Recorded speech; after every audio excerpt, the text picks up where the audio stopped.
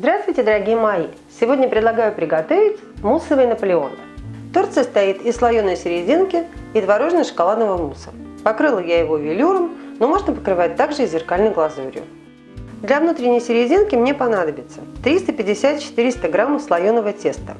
Можно использовать магазинное, можно домашнее, классическое или рубленое. Я готовлю из рубленого. 100 граммов сахара – это 4 столовые ложки, 40 граммов сливочного масла и примерно 400 граммов очищенных яблок. У меня здесь 560 граммов неочищенной антоновки. Можно использовать и другие яблоки, но если они менее кислые, имеет смысл добавить лимонный сок.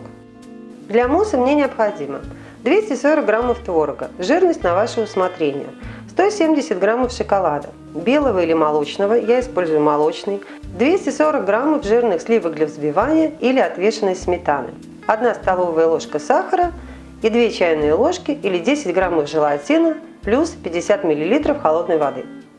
Сливки пока убираем в холодильник. Для покрытия велюром мне необходимо 50 граммов черного шоколада и 50 граммов какао-масла.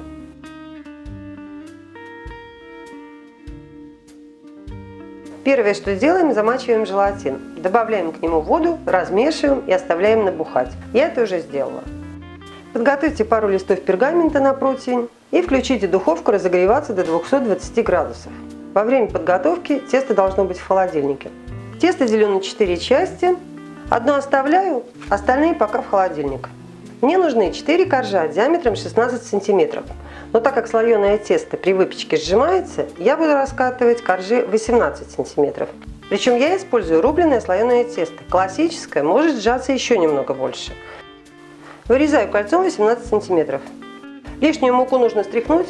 Густо накалываю вилкой, перемещаю на противень. Отправляю в уже разогретую духовку на 5-6 минут. А в это время раскатываю второй. Вот так выглядит готовый корж. Диаметр его как раз 16 см. Коржи готовы, пусть остывают. Если какой-либо из них оказался у вас кривоват или великоват, можно аккуратненько его подрезать, но не ножом, а пищевыми ножницами, иначе он весь раскрошится. Обрезочки можно потом убрать в тот же торт или просто съесть. Движемся дальше. Проветрите кухню, если у вас так же жарко, как у меня. Вымойте и очистите яблоки. Удалите сердцевину и нарежьте тонкими пластинками. Сбрызните яблоки лимонным соком, антоновка, правда, все равно потемнеет, и все перемешается. Разогреваю посуду с толстым дном, делаю средний нагрев и на разогретую поверхность тонким слоем высыпаю часть сахара. И жду, пока он начнет подплавляться. Когда начинают появляться проталинки, подсыпаем в них сахар.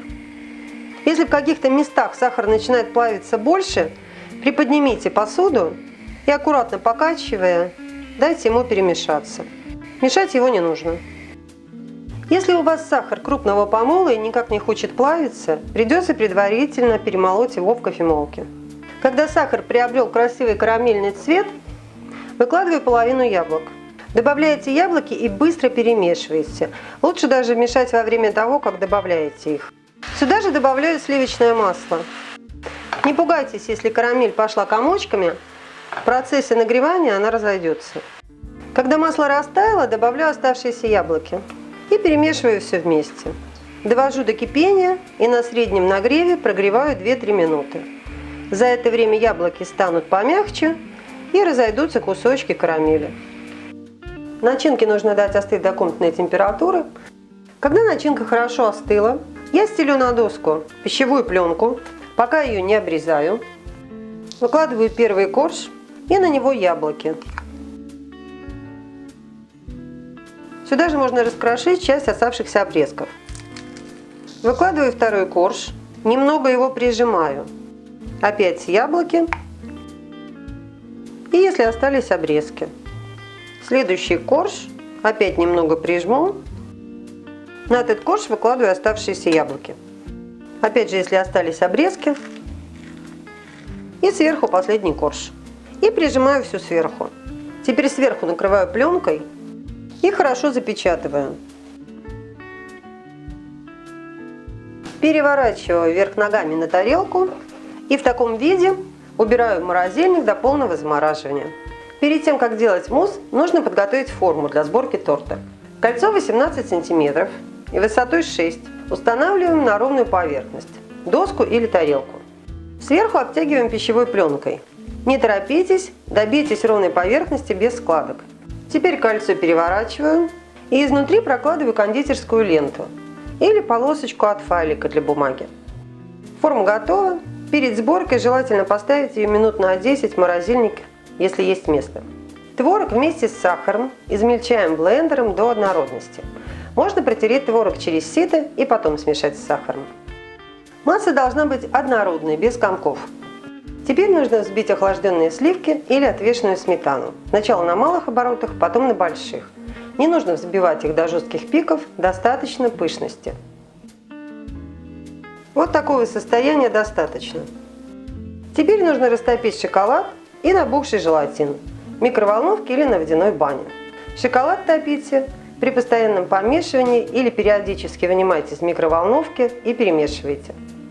Растопленный шоколад смешиваю с творогом. Сюда же добавляю растопленный желатин. И аккуратно на малых оборотах смешиваю со взбитыми сливками. Лопаточкой все перемешиваю. Мусс готов. Использовать его нужно сразу, потому что схватывается он быстро. Выкладываю мусс в кольцо и сюда же укладываю серединку. Ее нужно притопить, чтобы был один уровень. На этом пока все. Прикрываю торт сверху пищевой пленкой и убираю в морозильник до полного замораживания. Это примерно 6-7 часов, но я обычно оставляю на ночь. И теперь покрытие. Отдельно растапливаю шоколад и какао-масло.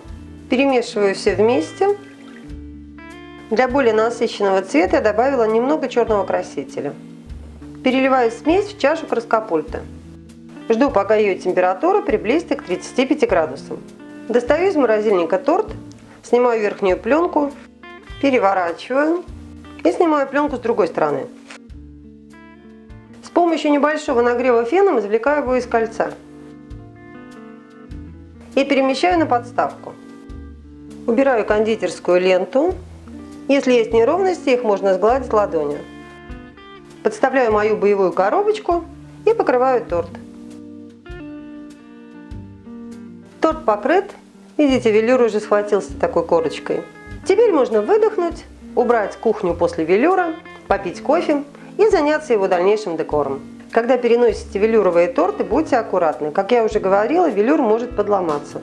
Покрашу шоколадную стружку золотым порошком-красителем. Можно использовать краситель в пульверизаторе.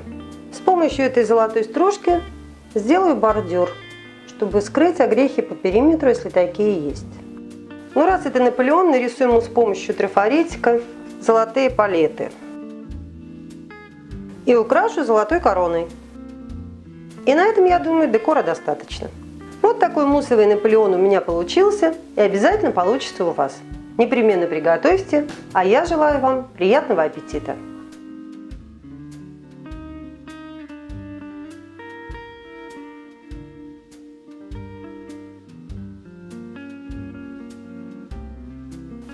Благодарю вас за просмотр и желаю успехов во всех ваших начинаниях. До новых встреч!